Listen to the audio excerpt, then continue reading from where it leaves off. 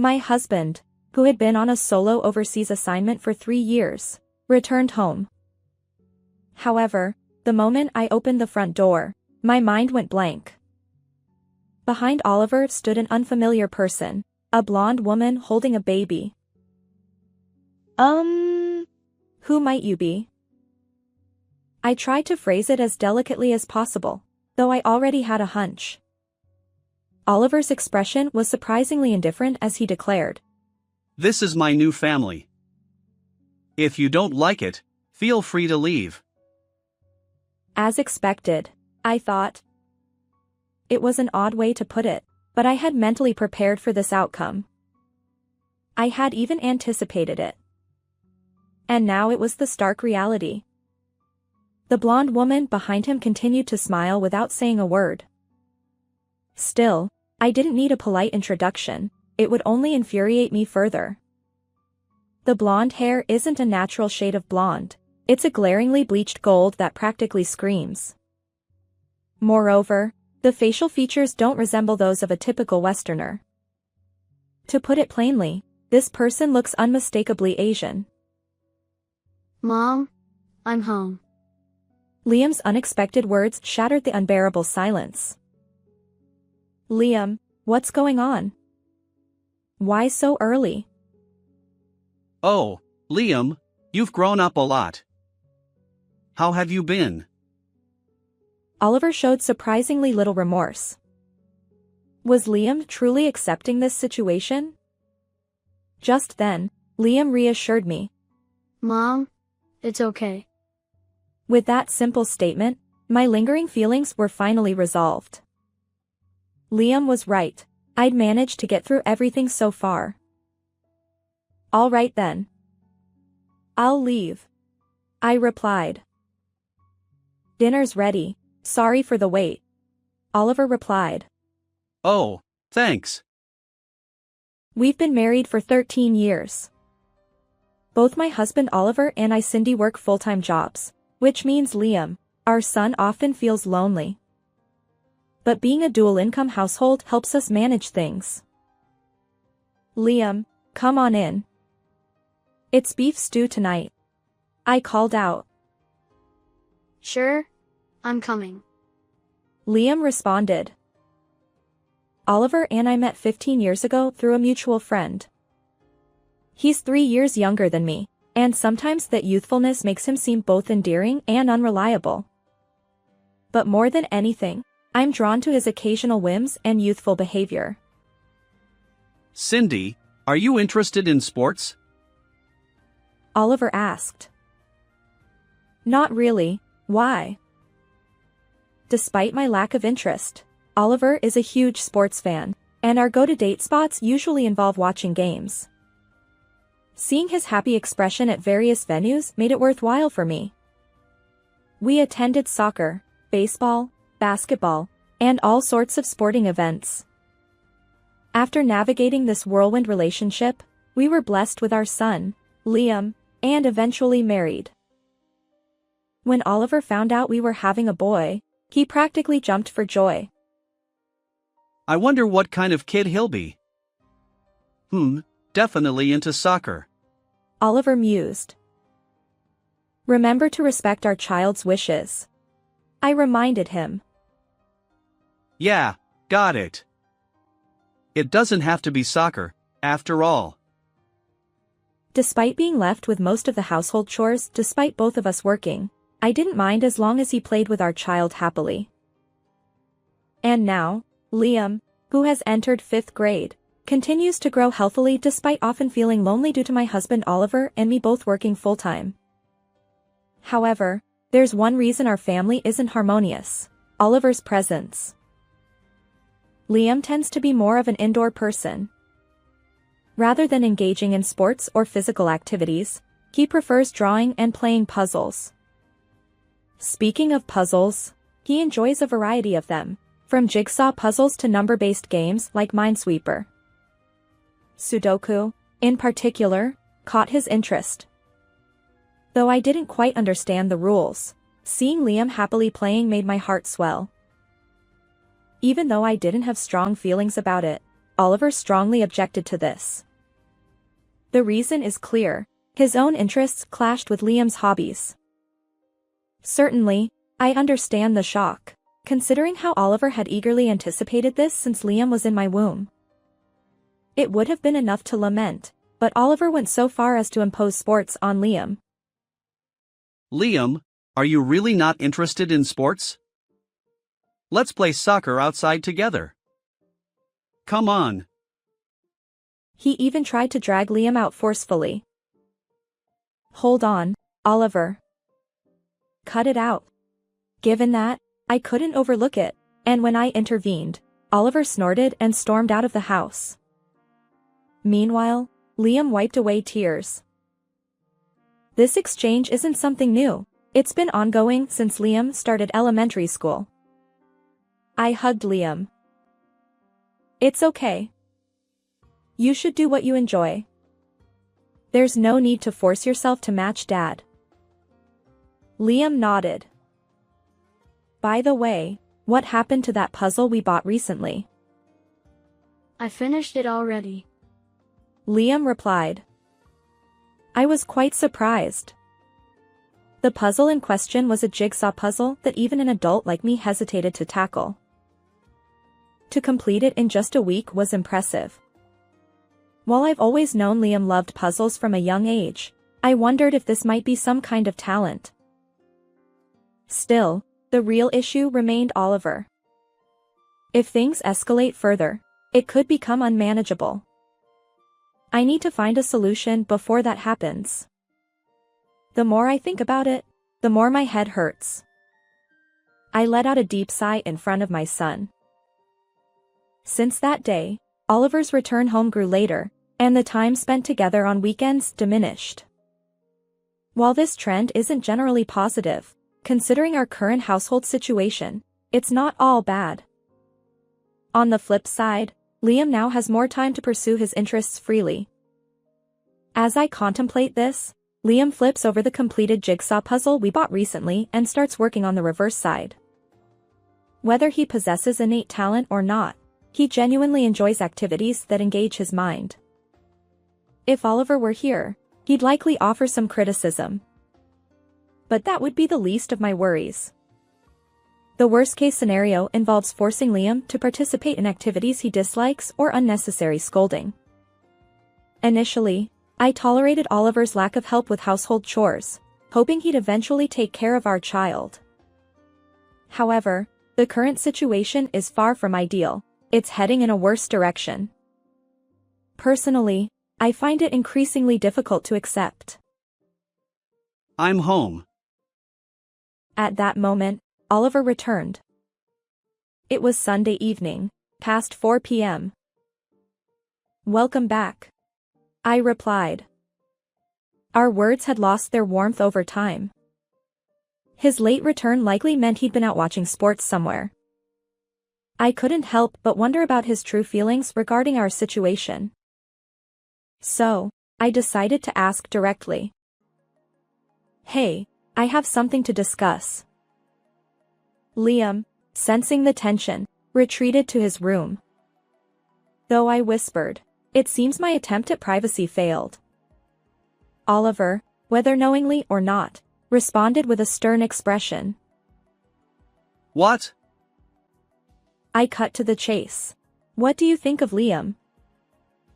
Oliver's reply stunned me. I don't really think about it. If he won't play sports despite my invitations, he can't be my child. His audacity knew no bounds. And then, he added an unbelievable accusation. Maybe he's someone else's kid. I was beyond anger, just plain exasperated. While I should have denied baseless claims, I lacked the energy.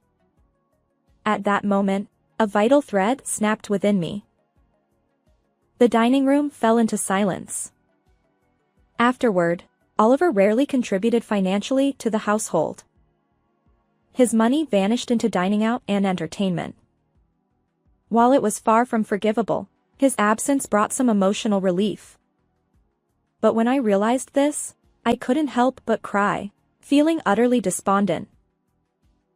And then, one summer day after some time had passed, I'll be working overseas. I wondered how I should react. Should I be happy, surprised, sad, worried, or something else entirely? For how long? I asked. At the shortest, 3 years. He replied. The relief that surged within me was indescribable. I see. Take care. Lately, Oliver has been spending less time at home. But when he occasionally returns, it feels as if the entire house has become a vacuum, suffocating me. No matter where I am, I struggle to breathe, yet I can't even bring myself to retch. Considering this environment, his proposal to be away for an extended period is an unexpected offer, one that I could hardly have hoped for. Honestly, I don't care what he does or who he's with over there. Oliver added. I leave next Sunday. Understood. Our conversation ended there. As I pondered my lack of reaction, I realized I had no answer. And now, 3 years have passed since he went on a solo overseas assignment. Liam has graduated from elementary school and is now a second-year middle school student. He appears more mature than before. During these 3 Oliver-less years, we've enjoyed a peaceful existence. Perhaps it sounds exaggerated, but the relief of having fewer worries is immense. Our lives have become a bit tougher, juggling household chores and work, but it's fulfilling nonetheless. As for Liam, he still enjoys using his brain. He works on puzzles and devotes even more effort to his studies. His strong suit is mathematics. According to his homeroom teacher, he tackles challenging problems that surpass those of his peers. Hearing this, I felt both proud and convinced that my son indeed possesses talent. I tried to share this news with Oliver, but there was no response. On another note, respecting Liam's choices and allowing him to pursue his interests has proven to be the right decision. It brings me a sense of fulfillment and reassurance. Most importantly, Liam's smiles have multiplied, a reward in itself. And so it was. Without dwelling too much on the past, I should wrap up my break and get back to work. Over the past 3 years, the concept of remote work has become widespread due to the times we live in. My workplace is no exception, and I've had more opportunities to work from home. Considering commuting, household chores, and everything else, this arrangement is quite convenient. Just then, the doorbell rang. It was a weekday afternoon, so it could be a delivery, a salesperson, or perhaps something related to the neighborhood association. Liam wasn't due home for a little while longer. As I glanced at the monitor, I saw Oliver's face, a shade darker than I remembered. "Welcome back," Oliver replied. Yeah, I'm home. His expression didn't reveal much, but there was something about his demeanor that hinted at good spirits. Over the past 3 years, I've hoped that Oliver might have reconsidered his stance. But as I opened the door, my mind went blank. Behind Oliver stood an unfamiliar woman, a blonde with a baby in her arms. Who might you be?" I tried to phrase it delicately, though I already had a hunch. Oliver's expression was surprisingly indifferent as he declared, This is my new family. If you don't like it, feel free to leave. As expected, I thought. It was an odd way to put it, but I had mentally prepared for this outcome. And now it was the stark reality. The blonde woman behind him continued to smile without saying a word. Still, I didn't need a polite introduction, it would only infuriate me further. The blonde hair isn't a natural shade of blonde, it's a glaringly bleached gold that practically screams. Moreover, the facial features don't resemble those of a typical Westerner. To put it plainly, this person looks unmistakably Asian. Mom, I'm home. It was Liam who broke the unbearable silence. Liam, what's going on? Why so early? Oliver chimed in. Oh, Liam. You've grown quite a bit. Are you doing well? His lack of remorse was astonishing. I never expected him to have such thick skin. Welcome back. Liam replied, matching Oliver's indifferent attitude. No wonder. Didn't I mention that I'd be coming home early because it's test season starting today? Now that he mentioned it, he did say something like that earlier. Meanwhile, I wondered if Liam was coping with this situation. Just then, Liam reassured me. Mom, it's okay. With that simple statement, my lingering feelings were finally resolved. Liam was right. I'd managed to get through everything so far. All right then. I'll leave. And so, Liam and I quickly packed our belongings and left the house that day. Honestly, life would be tough. For the time being, we'll stay in an affordable business hotel and search for a monthly apartment or a rundown apartment for our next home. It wouldn't be easy, but for my son's sake, I'd do whatever it took. Yes, because I had Liam by my side. It's been almost a month since that day when I stormed out of the house. Now, we're living modestly in a reasonably clean, compact apartment. Oliver and I have already completed the divorce proceedings, including custody and child support arrangements. But somehow, Oliver has managed to find out something. He stands before me, looking slightly disheveled. I hadn't planned on this encounter, but I'm curious about his intentions. What do you want? I ask, feigning innocence. Why didn't you tell me? Oliver's eyes glare with resentment. Tell you what? I know exactly what he's referring to, but for now, I'll keep him guessing. About Liam. Seems like he's gifted. Saw it on TV and online news. As expected. Liam, with his love for puzzles and mathematics since childhood, has excelled academically in middle school. It all started during a parent-teacher conference. Liam is an exceptional thinker. His abilities surpass mine. I can barely keep up. Does he have additional enrichment at home or attend tutoring? No, not really.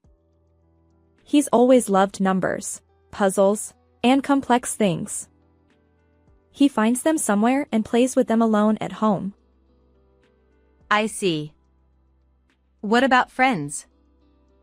Honestly, I don't often see those kinds of interactions at school, so I'm a bit concerned. Well, it's true. Liam mentioned that he doesn't really connect with classmates. As I mentioned earlier, he spends a lot of time playing with numbers rather than studying. It's definitely something to keep an eye on. Afterward, the teacher encouraged Liam to take a high school mock exam. The results revealed that he's in the top percentile intellectually. When we conducted an IQ test, he scored an impressive 132. Liam's interest lay in the ever-moving sequence of numbers, stock trading. Naturally, I was a complete novice when it came to stocks, so I felt apprehensive at first. But as Liam guided me through buying and selling stocks, profits quickly accumulated. From then on, he balanced his studies with a keen focus on stock market movements, as well as foreign exchange rates. Somehow, he caught the attention of the media, leading to TV interviews on the theme of exceptional child prodigies, unraveling the gifted. Given his relatively advanced age and the unique nature of his expertise in stock trading, the response was substantial. The topic was featured in the news and reported on the internet, creating quite a buzz. Even I found myself surrounded by other parents, discussing Liam. As for Liam himself, there's hardly anything left to say. However, How he truly feels about it is a different matter altogether. I was also concerned about Liam's friendships, but apparently, he doesn't have any strong opinions on the matter. This was about a year ago, which is why I had the confidence to leave with Liam. Oliver likely learned about this through those media outlets. Oliver probably learned about it through those media outlets. Although he should have found out during his business assignment through a phone call, he didn't even answer that call, let alone return any messages. It's a bit late to complain now, but I wonder what his explanation could be. I've seen reports about making profits through investments. Why didn't you tell me? As expected, he's fixated on that. I felt a wave of relief, my shoulders relaxing. I did inform you when I found out. You're the one who didn't answer. I continue, my frustration mounting. Always the same. You never listened. When Liam said he preferred puzzles at home over soccer, when I tried to discuss it, and now this situation, you ignored it all. Refused to engage. So what? Even if I told you now, what difference would it make? We're practically strangers. Sorry, but I have no intention of doing anything. Oliver stammers. Wait. I was deceived. Did he not hear my recent explanation? Why should I listen to someone who never bothered to listen? But if I don't listen now, won't I become just like him?